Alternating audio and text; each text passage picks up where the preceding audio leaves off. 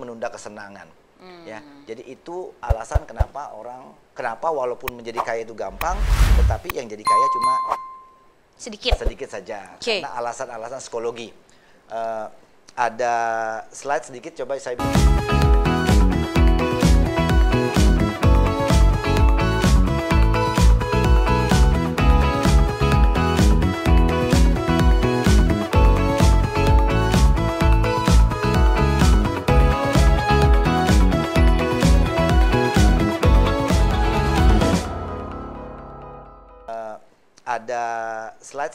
saya bisa tampilkan nggak? Oke. Kali ini banyak slide nih, karena saya tadi sempat research, cari-cari slide yang bagus. Nah, ini dia dari Tony Robbins. Ya. Dia bilang, if you talk about it, it is a dream. Ya, kalau cuma ngomong itu cuma mimpi. If you envision it, it is possible. Ketika Anda mulai merasa memikirkan, atau mulai kelihatan kemungkinannya.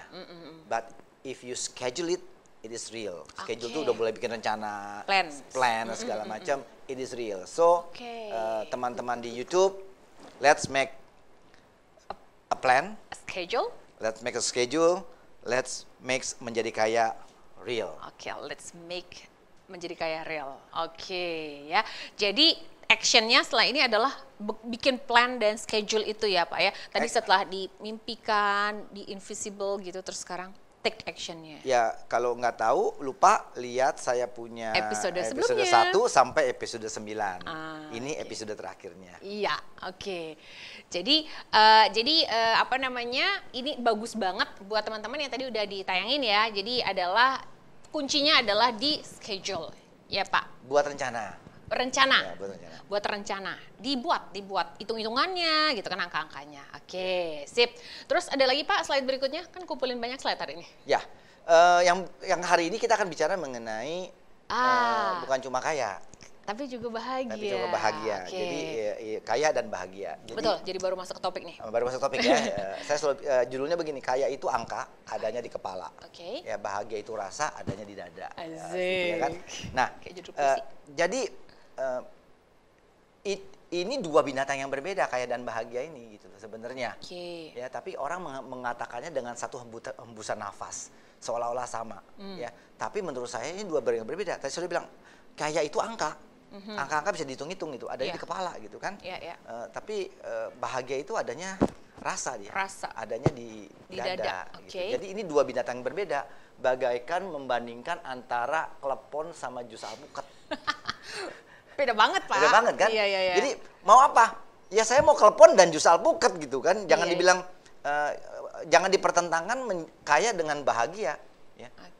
Kan mendingan bahagia daripada kaya. Jadi kan sering itu mendingan apa? Daripada kaya tidak bahagia, kan mendingan bahagia aja gitu kan. Saya bilang, kenapa enggak kaya dan bahagia? Dua-duanya kita bisa achieve. Sering ada dua pertanyaan, kamu pilih kaya atau bahagia? Iya, gitu nggak kan? perlu pilih. Pilih mana? Klepon apa jus alpukat? Ya mau dua-duanya. Saya mau klepon enak, saya mau jus alpukat juga enak. Gitu. Jadi itu bukan dua hal. Kita salah karena kita mempertentangkan, kemudian kita membandingkan dua hal yang berbeda. Kaya dan bahagia, dua hal yang berbeda. Berarti sebenarnya dua-duanya bisa kita dapatkan? Dua-duanya ada caranya, ada ilmunya untuk bisa mencapainya. Ada disiplinnya. Saya selalu ngomong ada disiplin ilmunya untuk bisa kaya dan untuk bisa bahagia. Jadi ketika saya ngomong bahagia, saya nggak ngomongin kaya lagi nih. Itu dua subjek yang terpisah. Jadi buat saya sangat mungkin orang itu kaya dan bahagia. Bahkan goal kita harusnya dua itu. Goalnya adalah menjadi kaya dan bahagia. Itu benar-benar nggak ada hubungannya Pak? Nggak ada, karena bahagia itu adanya dirasa. Anda nggak perlu kaya untuk bahagia. Sebentar, tidak perlu kaya untuk bahagia. So when you fall in love pertama kali, Anda bahagia enggak? Kaya enggak? Enggak kan? Karena adanya dirasa. Ya itu dua hal yang berbeda. Nah, kita akan ngomongin mengenai isu bahagia kali ini. Dan terus terang saya nggak pernah bicara masalah ini. Ya. This subject ini di luar saya punya comfort zone. Saya nggak pernah bicara. Saya belajar. Saya akan sharing beberapa reference-nya mengenai bagaimana caranya bahagia. Tapi terus terang ini di luar zona nyaman saya bicara mengenai bahagia. But Ya, saya harus paksa untuk bicara. Karena ini merupakan konklusi yang bagus dari keseluruhan cerita kita mengenai wealth creation. Ya kan? Jadi saya paksa diri saya untuk get out of my comfort zone untuk bicara mengenai masalah bahagia ini. Ya. Ini pengalaman pribadi gitu, Pak? Ada beberapa reference, ada beberapa model yang saya pakai untuk bercerita bagaimana caranya, bagaimana disiplinnya supaya kita bisa bahagia. Kalau kemarin kan disiplin untuk kaya, betul, menabung, caranya nabung begini, berinvestasi, caranya berinvestasi dan seterusnya kan. Itu adalah caranya menjadi kaya. Ya. Saya sekarang mau cerita bagaimana caranya menjadi bahagia. Karena dua-duanya ini setiap orang mau. Harusnya dua-duanya kita mau. Harusnya tujuan hidup kita bukan cuma kaya, tapi kaya dan bahagia. Ya. Dan sekali lagi itu dua hal yang berbeda dan nggak boleh dipertentangkan. Oke, siap. Jadi ada beberapa reference yang saya mau pakai untuk menceritakan bahagia ini. Gini Eci, kita tidak membutuhkan uang. Yakin, Pak. Karena uang itu cuma kertas. Atau angka yang ada di tabungan kita gitu kan. Jadi uang itu sebenarnya nggak ada artinya. Buat kita nggak bisa makan uangnya. Ya kan? Kalau ada simpanse, kita kasih uang sama pisang, dia akan pilih pisang. Ya, jadi uang itu sebenarnya what yang dibutuhkan oleh kita tuh sebenarnya bukan uangnya, tetapi apa-apa yang bisa diwakilkan, represent atau dihasilkan oleh uang. Ya, jadi it's not uangnya, tetapi emosinya atau feelingnya yang diwakilkan oleh uang. So at the end of the day, tujuan kita bukan punya banyak uang, tetapi punya emosi atau punya feeling yang diwakilkan dengan sejumlah uang tadi. Oke, saya jelaskan misalnya ini. Berarti nggak perlu uang ya, cuma representnya aja. Bener kan? Kita perlu uang nggak? Buat apa? Uang itu buat apa? Supaya saya bisa beli A, B, C, D, F, G, ya kan? Buat apa kita beli A, B, C, D, F, G? Supaya kita ada perasaan. Oh, saya biar bisa beli mobil mewah, saya punya perasaan penting, unik, pride, signifikan, ya kan? Saya harus punya uang yang cukup untuk beli makan supaya besok saya nggak kelaparan. Feeling certainty, ya. Nah, Tony Robbins punya model yang sangat bagus. Dia bilang bahwa ada 6 kebutuhan manusia. Ya, ada 6 basic human needs, dia bilang itu. Satu adalah certainty. Orang butuh kepastian, besok saya bisa makan. Ya, kalau sakit saya bisa berobat. Bulan depan saya bisa dan sebagainya. Jadi orang butuh certainty and security. Certainty and security. Ya. Certainty and security itu human basic needs yang pertama. Certainty dan security. Ya. Tetapi manusia ini lucu, ya kan? Selain dia butuh certainty, dia juga butuh variety. Variasi. Saya selalu bilang bahwa tinggal di Bali adalah salah satu tempat terindah di dunia. Semua orang ingin jalan-jalan ke Bali. Tapi saya tinggal di Bali, saya ingin ke Bogor. Ya. Saya pingin punya rumah di Bogor juga. Sekali-sekali saya ke Bogor. Itu karena orang selain butuh certainty, dia juga butuh variasi. Mbak Ici mau jalan ke pulau-pulau setiap minggu. Karena butuh variasi. Ya kan? Baju butuh variasi. Ya kan? Baju, tas, sepatu butuh variasi. So manusia selain dia butuh certainty and security, dia juga butuh variasi. Nah, certainty and variasi ini saya bisa bilang sebagai apa? Freedom. Saya bisa milih mau kerja boleh, nggak mau kerja juga boleh. Ya, that is money represent. Uang itu sebenarnya bisa mewakili the feel of perasaan bebas, ya, perasaan secure, perasaan bisa cari variasi. Ya, so bukan uang yang kita at the end of the day sebenarnya, tetapi perasaannya, feelingnya atau emosinya yang diwakilkan dari uang tadi. Oke, so itu. Jadi pertama certainty dan security, kedua adalah variety, ketiga adalah signifikan. Orang merasa signifikan. Orang ingin merasa dia unik, dia tuh penting dan segala macam, ya. Itu dengan uang dia bisa beli signifikan. Saya punya Lamborghini 12 misalkan. And then you tiba-tiba very feel signifikan kan? Kayak gitu, kan? And then kemudian orang butuh love and connection, ya, ingin dicintai, ingin berhubungan, ingin punya teman, ya.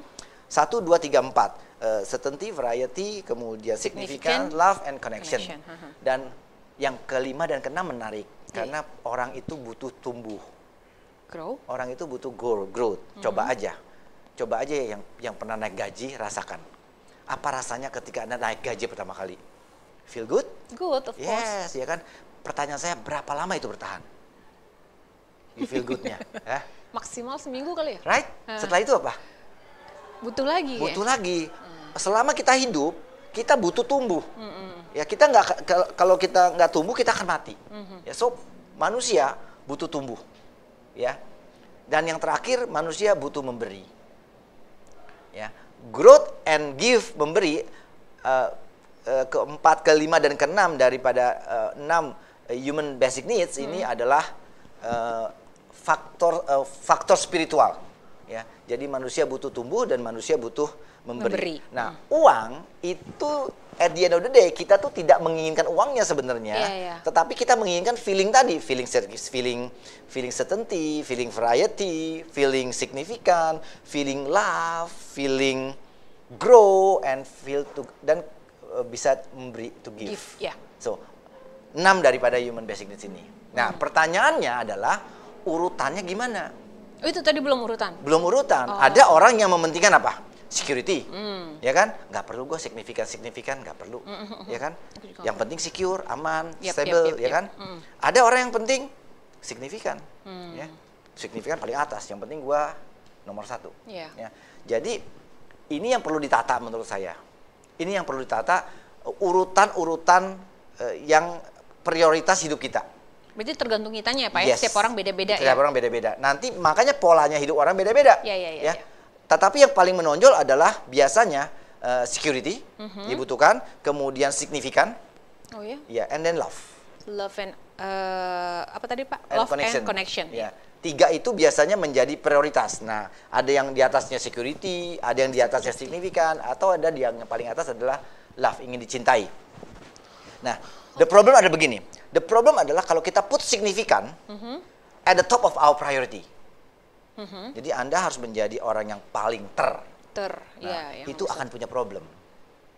Karena tidak ada jumlah uang seberapapun yang akan membuat dia happy. Karena dia tidak akan pernah terpuaskan. Itu bukan sama dengan greed ya Pak ya?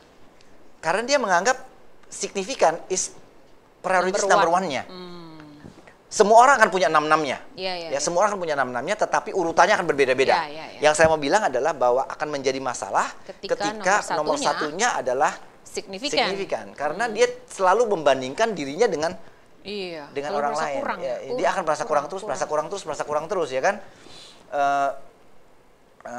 Saya ada cerita untuk kasus ini, ya. Kalau boleh saya sharing di acara ini adalah cerita seorang raja. Ya. Seorang raja yang berprestasi dan dia bilang bahwa saya akan mau menjadi raja terbaik di dunia. Ya, dia membangun satu istana dan kemudian dia membangun istana kedua karena istana satu nggak cukup. Ya, istana kedua supaya orang menganggap bahwa dia adalah raja terbaik yang ada di muka bumi ini. Nah, setelah punya 2 istana, dia bilang bahwa alangkah bagusnya kalau dia punya 3 istana. Karena dia lihat tetangga sebelah istananya juga 3, dia mau tambahkan lagi. So, si raja ini menganggap bahwa menjadi terbesar, terkuat adalah prioritas utamanya. Nah, dia bekerja keras untuk membangun istana ketiganya. Nah, suatu ketika si raja mendengar ada seorang biksu, monk, ya pendeta, yang berjalan dari satu kota ke kota dan mengajarkan agama. Ya, dari satu kota ke kota dan mengajarkan agama. Biksu itu hidupnya miskin. Ya, cuma punya selembar selimut, baju dan selembar selimut. Tidurnya di pinggir jalan. Makan dapat seadanya. Ada yang ngasih makan, dia terima. Biksu. Tetapi dia mendengar bahwa biksu ini punya lampu ajaib. Ya, seperti lampu Aladin. Yang katanya kalau kita minta terhadap lampu itu digosok, kemudian diminta, maka lampu itu akan mengabulkan 2 kali lipat. Wah. Bukan cuma sekali loh. Kalau lampu Aladin satu doang. Ini 2 kali lipat. Gitu. Jadi si raja ini tertarik. Wah, kalau dia bisa punya lampu itu, dia akan bisa minta istana 2 biji. Dapat 4. Ya kan? Kalau biksu itu, pendeta itu, monk itu buat apa? Kan dia cuma pendeta jalanan, kan nggak perlu lampu itu. Gitu kan. Kemudian dia panggil si pendeta itu, si monk itu ke istananya. So, Dia bilang, oh raja, dia bilang itu, aku merasa terhormat diundang ke sini. Terus raja dia bilang, saya dengar kamu punya lampu ya. Oh iya, ini lampu diberikan oleh keluarga saya. Ya, ini adalah pemberian dari keluarga saya, kata si Monk tadi. Dan lampu ini akan menerangi saya kalau menghangatkan saya kalau malam, dan kemudian akan menerangi saya kalau saya mau membaca. Terus raja bilang gini, itu lampunya kayaknya berat deh. Ya, aku punya lampu yang lebih bagus, lebih kecil. Mau nggak? Saya tukar, tak tukar, kata rajanya. Rajanya mau ngapusin ya kan, tak tukar, mau nggak dia bilang gitu. Karena ini kelihatannya berat, kamu kan bawa lampu ke keliling kota gitu kan. Terus si Mongnya bilang, oh terima kasih rajaku, dia bilang gitu. Tapi dia bilang gitu, ini pemberian keluargaku, saya harus menghargai keluarga saya. Jadi mohon maaf raja, saya tidak bisa memberikan lampu ini kepada saya raja. Dan si Mong itu kemudian pamit, pergi meninggalkan si raja. Wah, rajanya marah. Oh, dare. Siapa dia berani menolak permintaanku, gitu kan? Karena minta nggak dikasih, sama raja dikirim orang, tentara, dipukulin Mangnya, kemudian dirampas lampunya. Diserahkanlah sama raja itu. Wah, ini dia lampu yang akan membuat aku menjadi raja di raja. Si raja bilang begitu, kemudian dia suruh semua orang pergi. Dia masuk ke dalam kamar, ya sendirian, dan dia gosok lampu itu. Dia menyampaikan permintaannya. Aku minta 100 keping emas. 100 rajanya. Lampunya menjawab, hai rajaku, permintaanmu akan saya kabulkan 100 keping emas. Tetapi kenapa enggak 200? Karena lampu ini mempunyai kemampuan mendabelkan apa permintaannya. Raja bilang 200. Bisa diskusi ya lampunya. Not a bad idea, dia bilang kan, 200 keping emas. Oke, 200 keping emas. Tapi rajaku, ya, bagaimana kalau 400 keping emas? Ya kan? Si raja bilang, iya juga 400. Ya. 800 ya. And on, diskusi si raja. Dilipat terus, sampai 7 hari 7 malam. Rajanya bernegosiasi sama lampu itu untuk menghitung berapa emas yang dia minta. Dan selama 7 hari 7 malam si raja itu tidak makan, sehingga akhirnya dia, singkat cerita, dia mati kelaparan ya di dalam kamar, dan tidak ada asistennya, tidak ada pengawalnya yang tahu karena dia sibuk menegosiasi dengan lampu ajaib tadi. So moral of the story. Moral of the story adalah kalau kita mencari signifikan kayak tadi, ya, jadi at the top of priority kita itu adalah signifikan, maka kita akan seperti raja tadi mengejar yang ketidaksudahan. Karena we want more and we want more and we want more and we want more, ya kan? Dan mungkin kita akan tidak pernah mencapai yang namanya bahagia tadi, karena kita nggak pernah capai, ya. Dan bisa tadi mati kelaparan di tengah timbunan emas, ya. Dan kita tidak akan pernah bisa mencapai, karena gini, ada pepatah kan, di atas langit ada langit. Tian sang yu tian, di atas langit masih ada langit lagi. Jadi put our priority right. Jadi apa dulu yang kita taruh di depan, di atas. Yang paling atas, ya. Kalau salah itu akan mess our life. Karena nanti kita kerja seperti si raja tadi.